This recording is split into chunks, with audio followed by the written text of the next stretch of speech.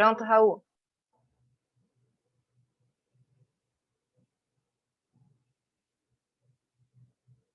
Não estou ouvindo. Sem microfone, Raul. Agora sim. O meu trabalho foi sobre a fé, e a gente sabe que nós, sem fé, nós andamos à deriva. Eu fiz um apanhado do trabalho e escrevi aqui, fiz um rascunho para não perder nenhum detalhe. Então, diz que a fé é uma força de transformação pessoal e superação de hábitos, vícios e doenças. Como se pode realizar eficazmente alguma tarefa se não acreditamos nela, na fé? Em tudo que fizermos tem que ter fé. Os próprios apóstolos vivenciaram essas dificuldades quando expuseram ao Cristo a impossibilidade de curar aquele menino enfermo e ouvirem do Mestre, por causa da vossa pouca fé. O mesmo se aplica a nós. Em tudo que fizermos na vida, nós temos que colocar a força da fé. Se a gente quiser êxito, se a gente quiser realizar. Né? Precisamos mobilizar forças criadoras existentes em nosso íntimo, buscar com perseverança e aprimoramento moral, e crescermos na prática dos ensinamentos evangélicos para conquistarmos a fé. Jesus, utilizando hábitos e cultura da época, referiu-se ao grão de mostarda para exemplificar o poder da fé. Basta a fé do tamanho de um grão de mostarda para que sejamos capazes de ultrapassar problemas, dificuldades, sofrimentos que alteram o nosso equilíbrio íntimo. Aquele que tem fé dificilmente se irrita ou desanima, cultiva a paciência, pois sabe que a solução virá desde que façamos a nossa parte com dedicação, perseverança e, principalmente, com amor e confiança. A esperança também deve estar aliada à fé. Quando aliamos a esperança à fé, conquistamos serenidade diante das situações adversas, porque saberemos que estamos sob o amparo divino. Esperança frágil constitui estados de melancolia que podem levar à depressão, estado de tristeza crônica que tanto afetam a nossa saúde. A esperança e a fé geram emoções fortemente positivas que formulam a produção de substâncias que fortalecem a nossa defesa imunológica, combatendo com força vírus e bactérias nocivos. De modo contrário, as emoções negativas respondem pela baixa imunidade do nosso corpo. O médico alemão Mesmer, muito conhecido por nós no espiritismo, nascido em 1734, ele descobriu o magnetismo animal presente no corpo humano, do qual emana uma força especial capaz de curar as enfermidades. Hoje, pesquisas científicas comprovam que o poder da fé é ilimitado, porque aciona forças desconhecidas do próprio homem, modificando seu estado íntimo e gerando forças que vitalizam o corpo somático. Nós vimos que Jesus, quando ele falava com um doente, ele não dizia, tua fé te curou, ele levantava, né, o brilho daquele doente, né, ele motivava ele para que despertasse nesse doente essa força interior que existia, porque as pessoas que se dirigiam a ele sabiam que iam ser curadas no encontro com o mestre. Então, a pessoa já vinham predispostas, né, a ser curadas. E Jesus simplesmente só, né, levantava deles, essa força, né, para que eles fossem curados. E o próprio Jesus dizia, tua fé te curou, Foi a própria força de doente, que nós falamos aqui, que curava as pessoas. E isso vale para nós também. Né? Uma pessoa de mente saudável, uma coisa que a gente já sabe lá da Grécia, mente sã e corpo sã. Se nós tivermos uma mente sã, se nós tivermos fé em Deus, sabendo que existe um ser nos protegendo, nos amparando, nós vamos ficar com a imunidade alta. A nossa imunidade não é adquirida através de remédios, não. É através dos nossos pensamentos, né, dos nossos sentimentos. A gente adquire essa imunidade, como foi falado antes aí, né? E como alcançar a fé? Servindo sempre ao próximo. Essa vivência desencadeará um processo de transformação de nossos sentimentos no decorrer do tempo. Quem serve, né, nós aqui no Casa Doutrina Espírita, quem serve, quem trabalha, quem faz um trabalho de caridade, né, que está envolvido com esse trabalho, com as obras, eles sabem que eles são as pessoas que estão sempre positivas, com pensamentos bons, né? E raramente você vê uma pessoa dessa assim doente. Quando aparecem as enfermidades, eles vencem porque eles estão com imunidade alta. As emoções resultantes da generosidade e da solidariedade criam um campo magnético positivo em torno de nós, transformando a nossa vida e gerando uma atmosfera pessoal agradável. A Joana fala no seu livro tudo isso aí, né? Abre canais de comunicação com as forças divinas, realimentando a fé. Cada um a conquistará na proporção do seu entendimento e sua vivência. A fé é imprescindível para a paz. Base da saúde orgânica e psíquica, mas sabemos que só alcançaremos vivenciando a ideia de Deus. Temos que estar ligados ao alto, né? Com pensamentos positivos.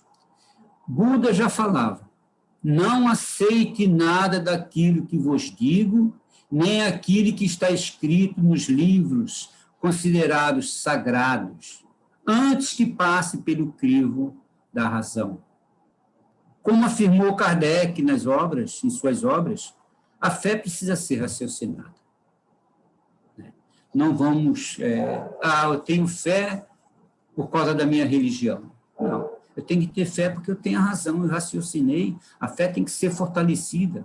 A fé sem essa ser racionalizada, sem esse entendimento, né, sem esse conhecimento, né, a gente está sabendo por que tem fé, acredita e crê, né, ela realmente não tem efeito nenhum na nossa vida.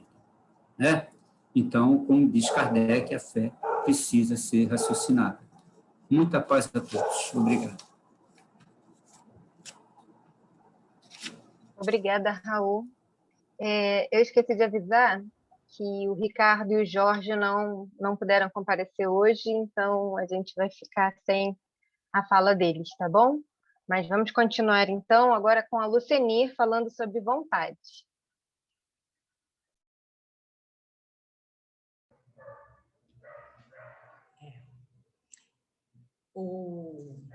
O próprio livro, né? O título do livro já nos fala muito, né? Que é Pensamento e Vida.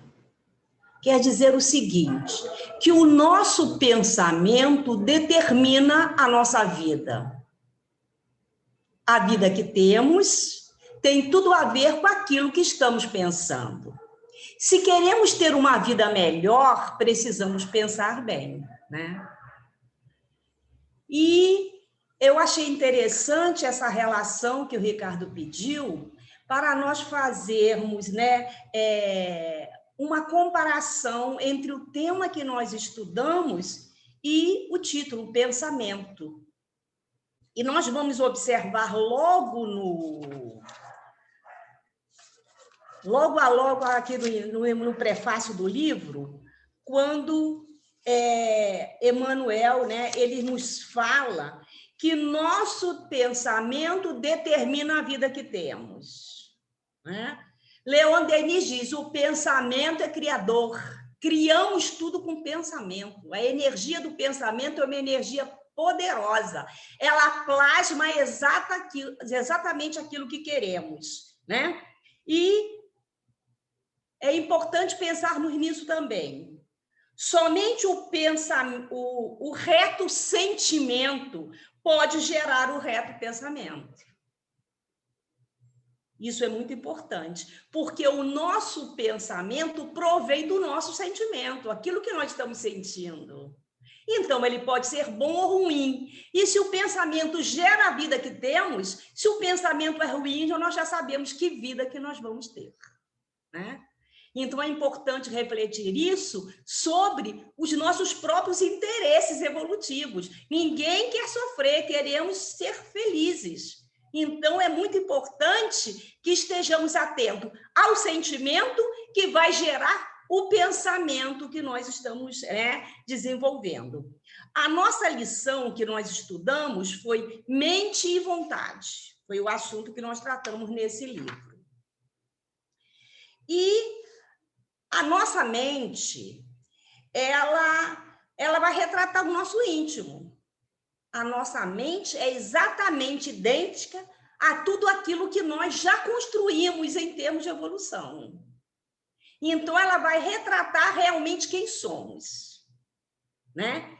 E o nosso pensamento, ele está pautado em quê? Em desejos, não é isso? O pensamento. Nós sempre pensamos aquilo que desejamos. E tem momentos que nós perdemos muito tempo com os pensamentos realizados aos desejos inferiores. E isso provavelmente vai acarretar para nós o quê? Dor e sofrimento, né? E diz mais, que os desejos, nossos desejos também variam de acordo com o nosso grau de evolução. Quanto menos evoluído o ser, mais inferiores são os seus desejos. Quanto mais evoluído, maiores serão os seus desejos e melhores. Tanto que nós podemos ver que há uma diferença muito grande entre o pensamento do homem primitivo e do ser iluminado. O pensamento do selvagem, do ser civilizado e daqueles que estão acima. Então, há uma variante muito grande em relação ao pensamento, né? Porque eles vão retratar aquilo que nós já construímos intimamente. Aquilo que faz parte da nossa mente, porque a nossa mente, ela está de acordo com aquilo que nós estamos no momento, né? Porque nós estamos em constante progresso evolutivo. Então, neste momento, nós produzimos uma energia mental que vai dar origem aos nossos pensamentos e que elas falam de nós. Tanto que os espíritos são capazes de fazer uma variação do nosso íntimo através do nosso pensamento. E a gente vê isso nas obras, né, mediúnicas, ser retratada. Eles leem, eles fazem uma leitura do nosso pensamento e sabem quem somos realmente, né? Isso é terrível, né, gente? Mas vamos continuar, então, né? Leon Denis diz que o pensamento é criador, né? Então, através dele, nós vamos criar a vida que queremos. Isso é muito importante.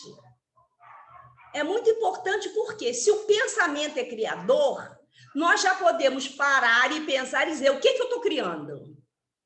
O que eu estou criando, né? Qual é a vida que eu estou criando? Porque pensamento e vida determinam o quê? Que a vida que nós temos foi exatamente criada por nós. Através de quê? Do pensamento. Através do pensamento, nós plasmamos aquilo que nós queremos. Aquilo que está lá no nosso íntimo, que nós desejamos, isso é algo que nós precisamos realmente, né? Pensar muito. Então, vamos ver. Desejos inferiores, como eu já falei, vão criar o quê? Uma vida inferior, né? Desejos elevados, uma vida superior. Por isso que nos recomendam muito, né? Vamos ter cuidado com tudo que nós estamos pensando. Nesse momento mesmo agora, é um momento que, se nós direcionarmos o nosso pensamento de forma negativa, né? Esperando que alguma coisa ruim vai acontecer, que essa pandemia não vai acabar, como nós ouvimos. Essa pandemia não vai acabar nunca, porque a cada momento que se vence o vírus, ele se multiplica em outros. Então, não vai acabar. Claro, se o meu pensamento é esse, eu estarei o quê? Construindo o quê? Uma derrocada. Agora, se nós pensarmos positivamente, que esse momento vai passar, que confiamos na ciência e que a ciência vai encontrar o resultado, a solução para esse caos. E que a ciência, ela também está amparada pela espiritualidade superior maior. Se nós colocarmos o nosso pensamento nisso, então vamos aguardar com um pensamento firme de que tudo será resolvido da melhor forma possível. Estaremos colaborando com o término da pandemia. Agora, no momento em que nós pensamos de forma negativa, nós estamos contribuindo o quê? Para o prolongamento realmente da pandemia. E até para adoecermos mais. Porque a nossa saúde, ela tem a ver com a nossa mente, com o nosso pensamento. A nossa mente é que cria a doença ou a saúde. Nós, espíritas, que já temos esse conhecimento, nós somos muito responsáveis pelo nosso pensamento, né? Porque o pensamento é criador, como diz Leon Denis.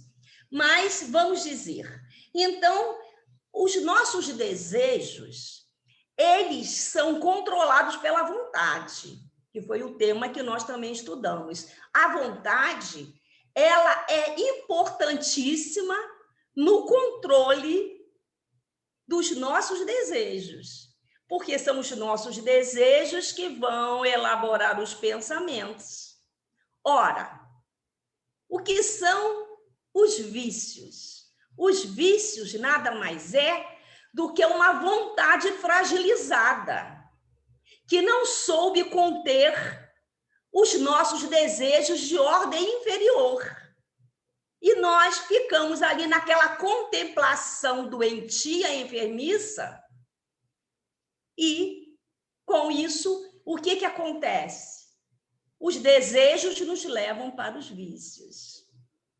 Mas se os nossos desejos estiverem sob o controle de uma vontade forte, possante, preponderante, nós vamos desenvolver as virtudes. E é isso que nos faz crescer. Então, no nosso estudo, nós podemos sinalizar, fazer uma correlação entre mente, sentimento, pensamentos, desejo e vontade. Tudo isso faz parte de um bloco único, que todos eles têm que estar bem harmonizados. E a vontade soberana, acima de tudo, para não nos permitir descambarmos em caminhos, né, inferiores, em colocarmos a perder, muitas vezes, essa grande oportunidade reencarnatória que nos foi dada. Simplesmente por quê? Porque pensamos errado. Pensar errado pensamos errado. Né? Nós ainda não aprendemos devidamente a ter o controle do nosso pensamento. Quem é que pode dizer eu tenho o controle perfeito dos meus pensamentos? Não temos. Por mais que a gente queira, qualquer momento de distração, nós estamos pensando errado. Não é verdade? Pensamos, é só distrair um pouquinho. Mas, se nós já temos esse conhecimento, nesse momento que nós descambamos para um pensamento inferior, a gente toma o controle de volta. Não é isso que eu quero, não é isso que eu desejo. O meu desejo está pautado na busca do que é melhor, daquilo que é superior, que é elevado. Então, gente, nós brigamos o tempo todo com o nosso pensamento. E essa briga é maravilhosa, temos que brigar sim. Sempre que nos percebermos pensando errado, vamos retomar o pensamento e trazer para o outro lado.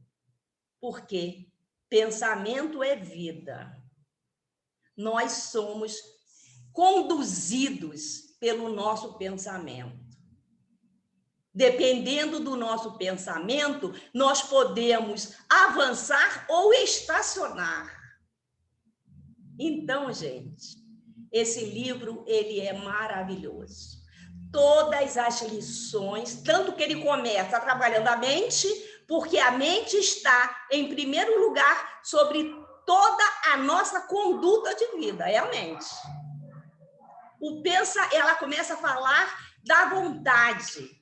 Daquela vontade, ela fala primeiro da mente, depois o segundo capítulo é a vontade. É a vontade que vai direcionar a nossa mente, o nosso pensamento, as energias mentais. E todas as outras lições, se formos observar, estão todas relacionadas a isso, ligadas ao pensamento e à vida, à mente, à vontade, e aí vai. Gente, era só isso que eu queria falar. Muito obrigada, tá?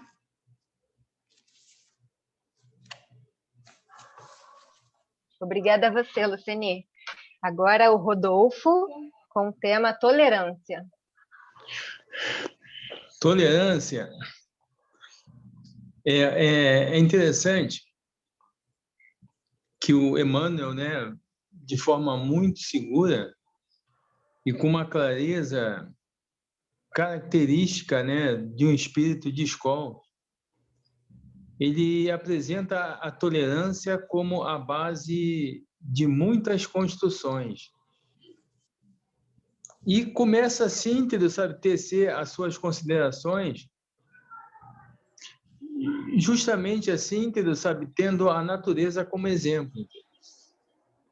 Uma pessoa deposita uma semente no solo, e se o solo realmente tiver com boa terra, umidade, essa semente, ela brota, germina e começa um processo ali de crescimento da futura árvore.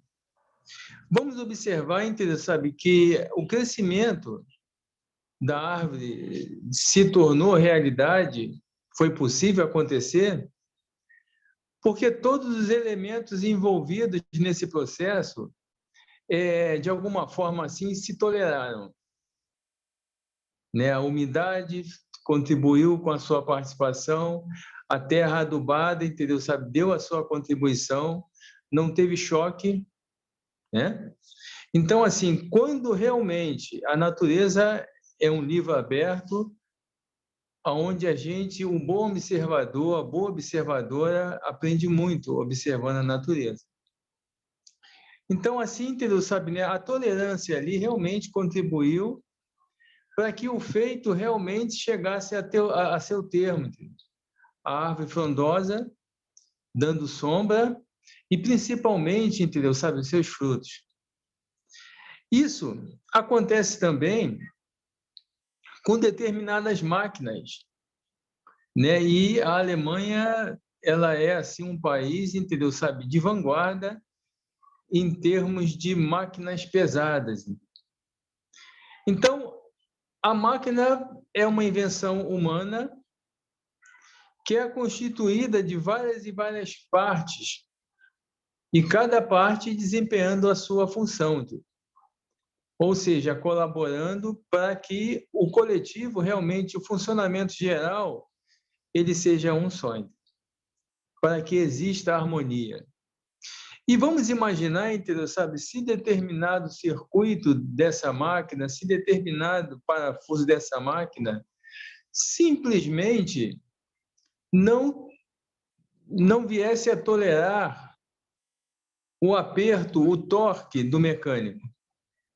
Se não viesse realmente, entendeu? Sabe, né, a tolerar o ritmo através do qual essa mesma máquina tem necessidade de funcionar para produzir. Não aconteceria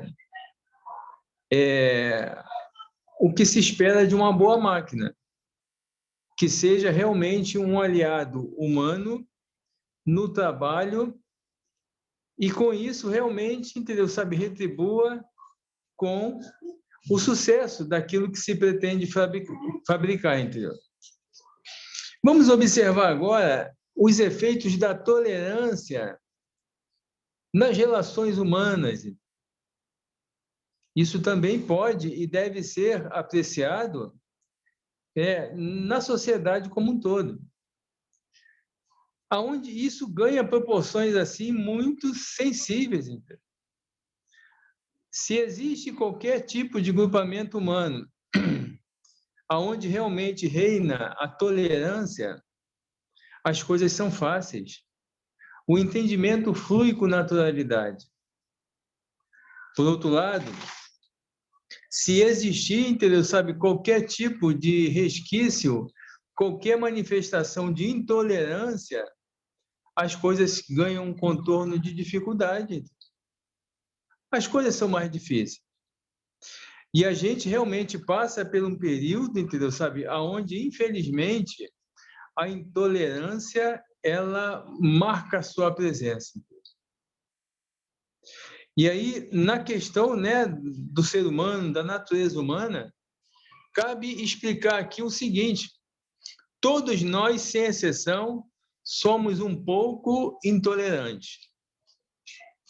E a intolerância, ela surge justamente pela dificuldade, pela incapacidade de não aceitar a diferença. Ou seja, é intolerante aquela pessoa, aquela criatura que não admite, entendeu, que os seus pares pensem de forma diferente. E aí eu pergunto a vocês, o que seria do planeta se todo mundo pensasse igual ao Rodolfo? Perderíamos em muito a beleza da vida que está justamente sustentada na diversidade, na diferença. Então, tolerar aquilo que você reconhece que não pensa da maneira como tu pensa, é um princípio de tolerância. Então, assim, a tolerância, ela começa em nós e se agiganta em nós. E a primeira pergunta que devemos fazer e nos observar: eu sou intolerante? E aí guarda para si mesmo. Escreva no papel. Não, em hipótese alguma, se sinta menor do que qualquer pessoa. Essa autoanálise é um fator decisivo para que a gente comece a monitorar esses impulsos de intolerância. Porque, naturalmente, onde existe e persiste a tolerância, a evolução, ela se processa com naturalidade. A dificuldade vai embora porque ali existe muito mais do que tolerância. Respeito, amizade, cooperação, carinho, fraternidade, amor e fé. Forte abraço. Obrigada, Rodolfo. Agora, Carlos, falando sobre família.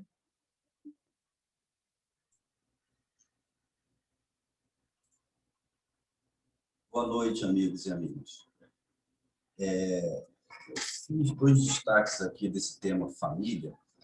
O primeiro deles é o que nos ensina Emmanuel no livro, numa conclusão que a gente pode ter, que família é uma abençoada escola de educação moral e espiritual, né? A gente viu aqui que a família ela pode ser dividida em dois tipos, as de laços corporais e as de laços espirituais, né? As de laços corporais, laços sanguíneos, onde a gente tem aquela necessidade do aprendizado, né? Sempre entre famílias, entre a nossa família. E a espiritual, que é aquela facilmente identificável pelas afinidades e a comunhão de ideias e valores que os espíritos têm, né? Então, se eu estou sintonizado com os bons espíritos, naquela sintonia do bem, é com eles que eu quero conviver. E o inverso também, se eu estou sintonizado com espíritos que estão ainda atrasados, é com eles também que eu vou conviver, né? Então, essa identificação da família espiritual é por essas afinidades e comunhão de ideias e valores, né? E esse é o primeiro destaque. O segundo destaque que eu coloco é o que o Emmanuel fala no livro, que a família é o centro essencial dos nossos reflexos. Ou seja, centro essencial, nem menos, nem mais. É exatamente aquilo que você precisa para poder conviver com todos os temas do nosso livro. Conviver com a tolerância entre família, a ser humilde, a trabalhar em família, né, com seus pares, a ter fé pela vida, fé pelos seus familiares, né, a ter vontade de tocar em frente a tudo aquilo que está ali, dentre suas provas e expiações, e também aos seus familiares, né? Então, você vê que aquela escola abençoada que é criada, aquela escola divina que é criada por Deus, por Jesus, eles preparam toda uma escola, um local, e a gente pode praticar todos esses temas que a gente está vendo no livro. A tolerância, a humildade, a fé, o trabalho, a vontade, né?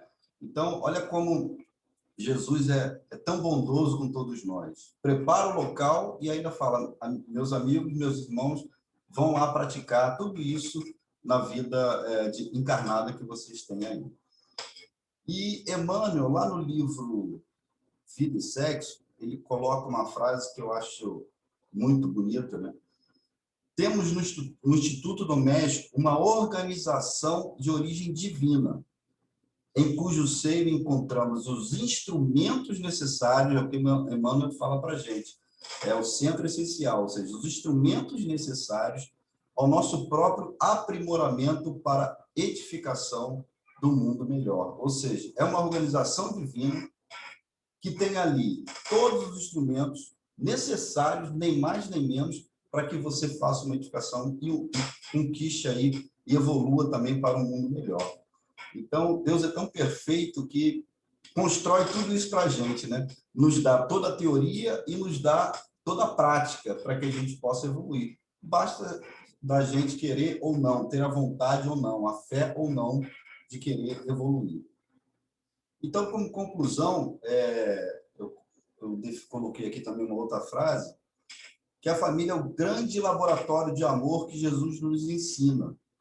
É um laboratório que fica aberto 24 horas por dia, 7 dias por semana. Não fecha. Então, está lá à sua disposição a todo momento. Então, é com esse laboratório que a gente vai praticar a nossa praia estreita antes da gente querer mergulhar no chamado mar de grandes experiências.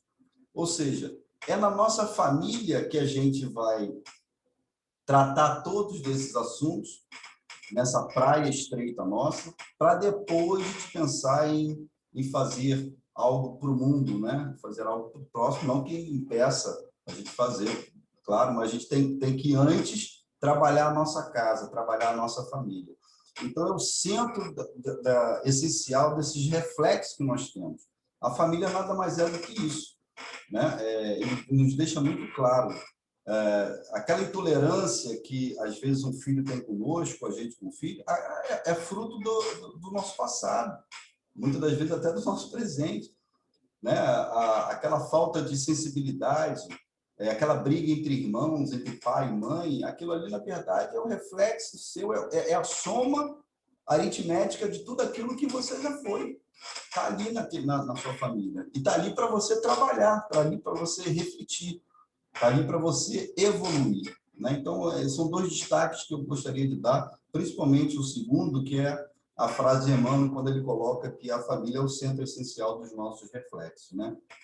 E aí, para concluir, tem uma frase de Chico, que também acho muito bonita, que diz assim: já vivemos muitas vezes, estamos com as pessoas certas para ajustarmos os nossos corações e resolvermos os nossos problemas. Na encarnação, ninguém erra de endereço. Então, meus amigos, nós estamos na família certa, na hora certa, com as pessoas certas, e a vontade, a fé, a humildade, o trabalho, a tolerância só depende de você em querer ou não evoluir com os instrumentos necessários que Jesus nos coloca dentro desse laboratório divino. É isso, amigos.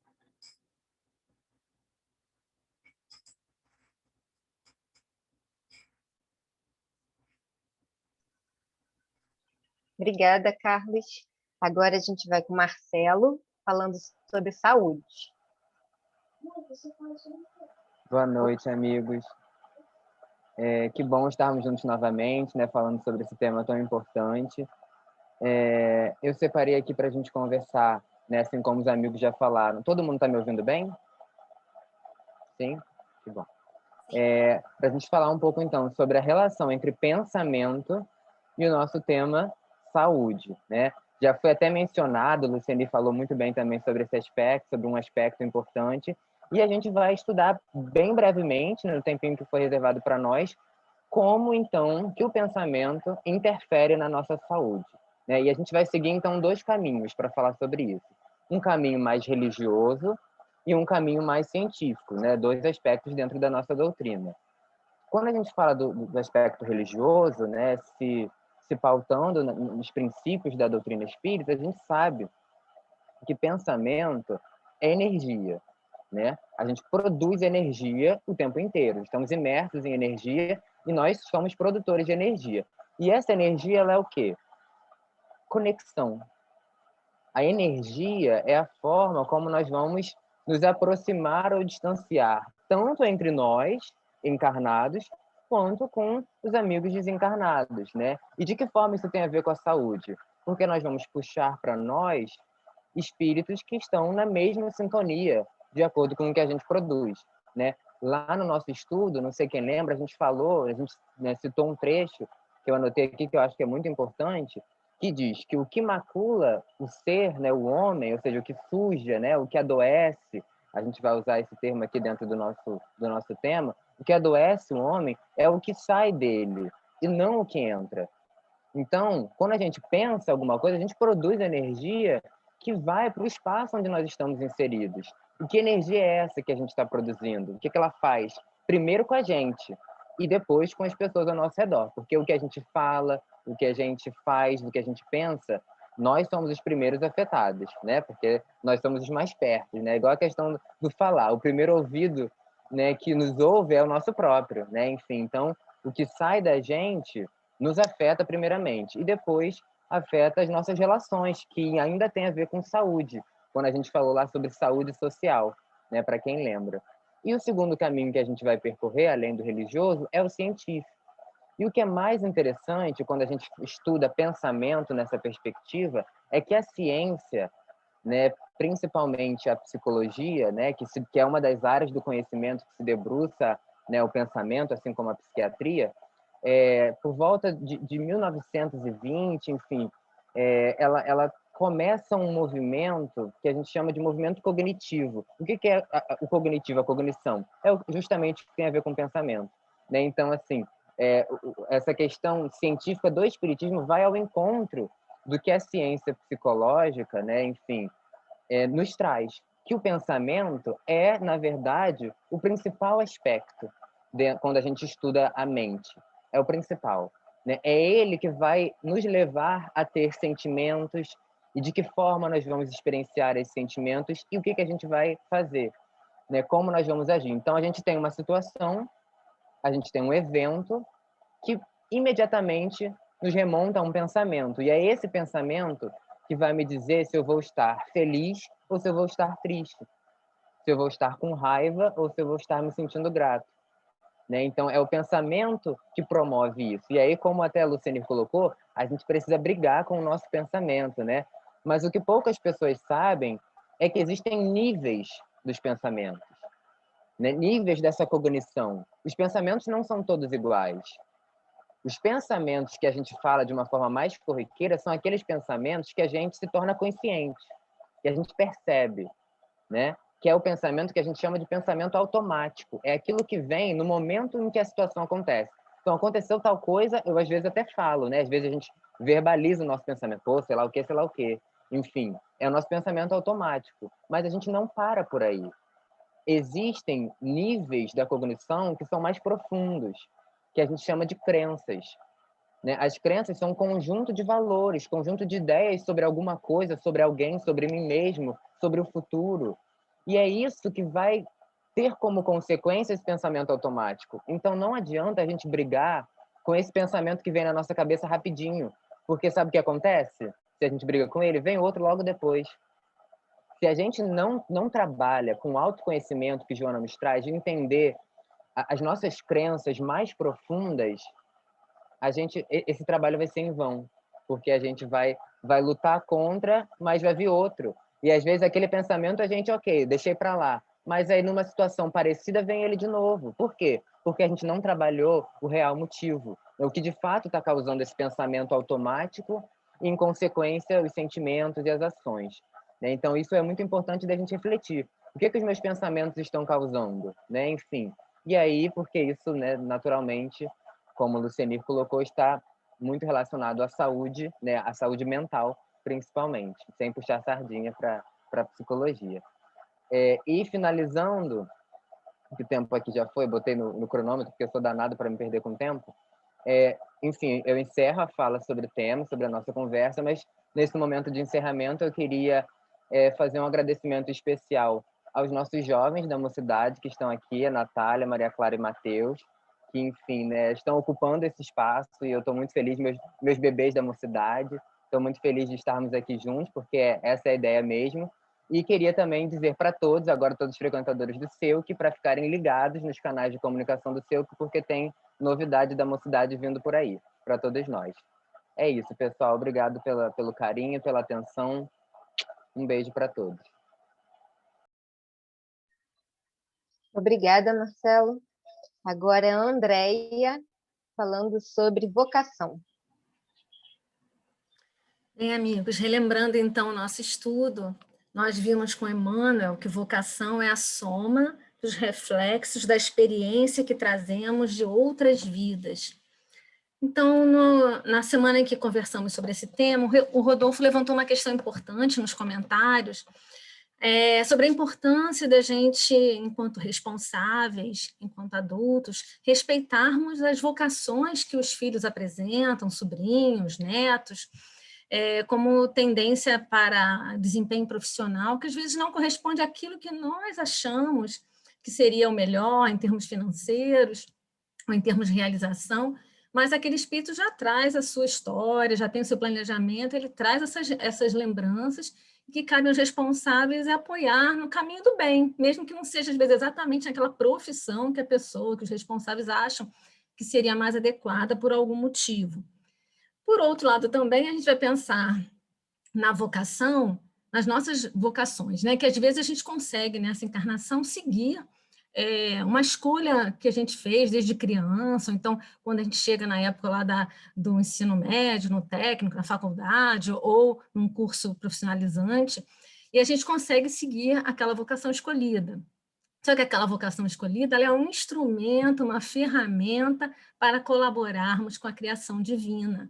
Não é somente para a aprendizagem nossa, é para colaborarmos com o nosso aperfeiçoamento moral, com os nossos hábitos e atitudes, na evolução, no aprimoramento de hábitos e atitudes, para colaborar com toda a criação. Por outro lado, quando não conseguimos, por algum motivo, seguir aquela vocação, a gente vai compreender também que estão lá, apesar de tentarmos, de insistirmos e não conseguimos, também o nosso planejamento mostrando uma outra trajetória possível para nós, mas que também trará aprendizagens. Então, diz o Haroldo Dutra, como nós comentamos na outra semana, que não é a tarefa em si que ela é importante para nós, é o aprendizado que ela traz para nós, é a ação como construímos aquela atividade em benefício de nós mesmos, como pessoas de bem, em benefício de toda uma sociedade. Então, no nosso preparo para encerrar, falo o seguinte: a felicidade pode exibir-se, passear, falar e comunicar-se, mas reside com o endereço exato na consciência tranquila. Então, quando nós temos os nossos pensamentos com a consciência tranquila, que a gente está fazendo o melhor possível, onde Deus nos colocou, onde nos esforçamos e Deus nos colocou, nós seremos felizes. Um abraço a todos. Obrigada, Andréia. E agora, para fechar o nosso estudo de hoje, a Adriana com o tema amor. Oi, gente. Boa noite a todos. Enquanto o pessoal estava falando, né, eu fui fazendo aqui a lista dos temas, né? E aí a gente falou da fé, da vontade, da tolerância, da família, da saúde, da vocação. Eu acho que a gente também falou sobre o tema trabalho. E eu fiquei pensando que, se a gente for perguntar para cada um, né, dos companheiros aí do grupo o que significa, né, o que significam essas palavras, cada um vai dar uma opinião, né, assim, bastante particular, porque a gente tem experiências, né, percepções diferentes desses variados temas. E com amor não seria diferente, né? Quando a gente usa a palavra amor, a gente está envolvendo, né, com essa palavra tão pequenininha, né, e tão mal baratada através dos tempos aí da nossa história como humanidade, né? A gente está envolvendo uma série de coisas e a gente fala, né? E a gente tenta aqui falar, né? Tenta trazer um pouco do que o Emmanuel traz para a gente, do que esses espíritos tão amorosos trazem para a gente está tentando falar de algo que a gente ainda está tentando construir, né? A gente ainda está tentando construir, inclusive, um entendimento racional sobre o que é fé, sobre o que é tolerância, né? Sobre o que é trabalho, sobre o que é humildade, né?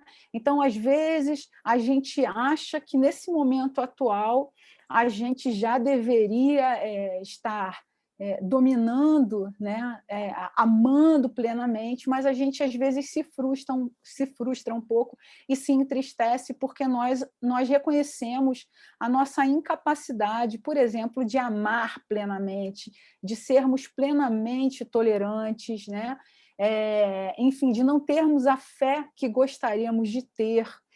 E aí a gente precisa entender e precisa perceber, e precisa mais que isso, precisa sentir que a gente ocupa um local, a gente ocupa um tempo e espaço muito especial, que é o nosso tempo e espaço dentro de uma evolução, de uma perfeição da qual a gente fala também, que a gente não compreende muito bem, que ainda está muito distante para a gente, mas que a gente já consegue perceber que é uma coisa muito boa, que é o nosso objetivo, que é o nosso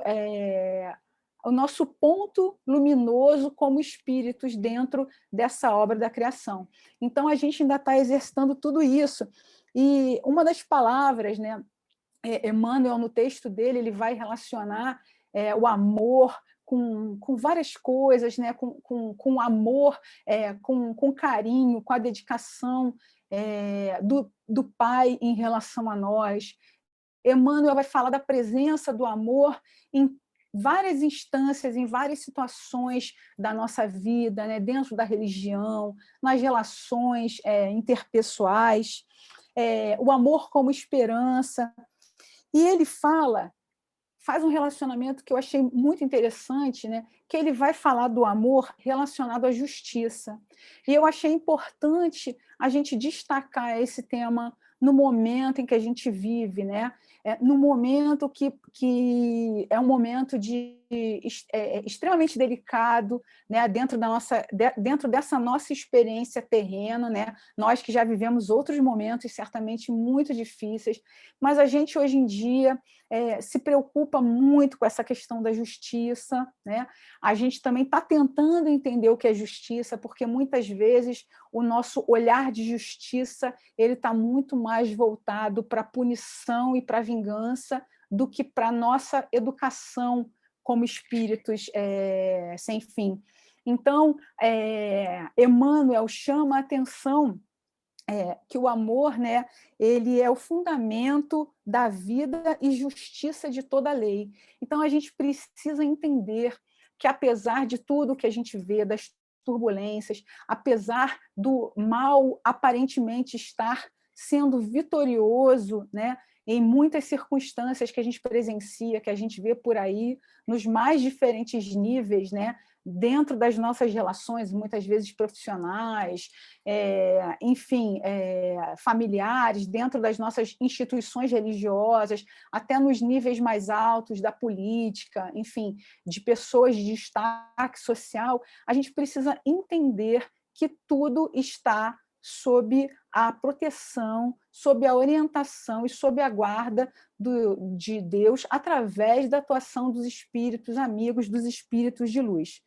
Então, embora Deus, né, e porque Deus nos ama profundamente, né, ele também dá a todos nós a chance de nos melhorarmos, porque nós também somos as pessoas que erramos, que falimos, que nos desviamos das leis divinas, que estamos rindo e chorando, alternando sentimentos, trazendo crenças, aí como o Marcelo falou, trazendo crenças que às vezes nos aprisionam a situações bastante complicadas e complexas.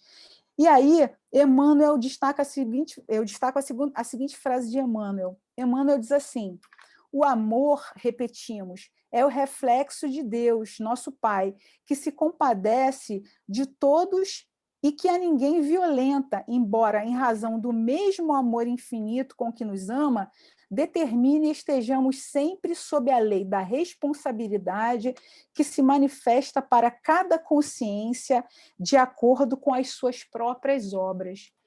Então, olha que interessante o cuidado que a gente precisa realmente ter com os nossos pensamentos, com as nossas ações, com tudo aquilo que sai de nossa boca, com tudo que emana de nós, através dos nossos gestos, das nossas vibrações, porque nós somos responsáveis, né? Nós precisamos cuidar daquilo que compartilhamos.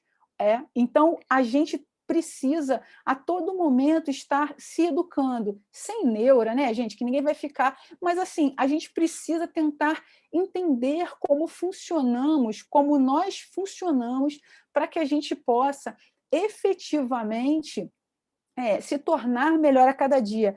E o Carlos falou o seguinte, que Deus nos dá a teoria e nos dá a prática, né? A prática é justamente todas as experiências que a gente vivencia dentro de uma encarnação e através das sucessivas encarnações que temos, para irmos pouco a pouco, como diz Emmanuel, nos burilando. Gente, a gente não tem prazo de validade. A gente sabe que o quanto antes nos melhorarmos, nos educarmos, nos tornarmos espíritos plenos, nós seremos mais felizes e contribuiremos para a formação de um mundo mais feliz. Mas esse é um processo bastante particular. A gente não está numa competição, a gente não está brigando com ninguém, a gente está se educando, a gente está dentro da proposta de Jesus, que veio nos apresentar um amor sem fronteiras, um amor sem limites. Nós estamos buscando esse alinhamento com a lei divina, né? Essa unicidade com o Pai de infinito amor e bondade que Jesus veio nos ensinar, né? Nos convocando que nos amássemos uns aos outros como Ele nos amou.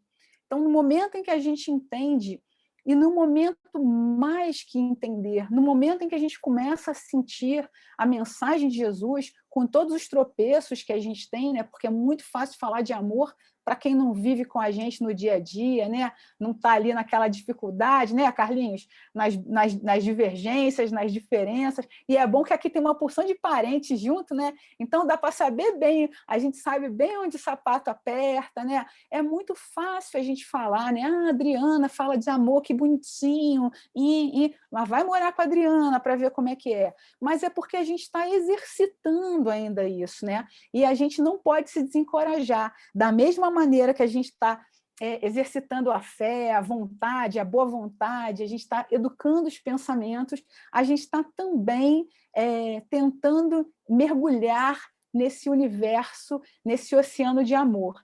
E, para terminar, que já devo ter passado também, eu queria só ler rapidinho uma música da nossa querida, da nossa amada Marielza Tiscati, que se intitula Ao Encontro do Amor.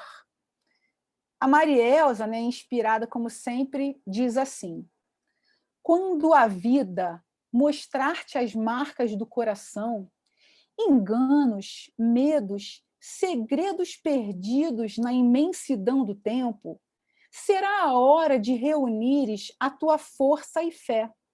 A vida te ajudará, pois nosso destino é amar. O nosso destino é amar. Todos que vivem sob o hálito de Deus seguem uma estrada de trabalhos, descobertas, e com seu suor constroem a paz. Que Jesus nos abençoe e nos ilumine sempre. Obrigada, Adriana. Bem, amigos, o nosso estudo hoje foi muito bom, né? Como a gente já tinha observado nos outros estudos anteriores, um tema está interligado ao outro, né? E hoje, cada um falando um pouquinho, foi muito bom, foi muito legal. Muito obrigada a todos, tá? Deixa eu parar aqui a gravação.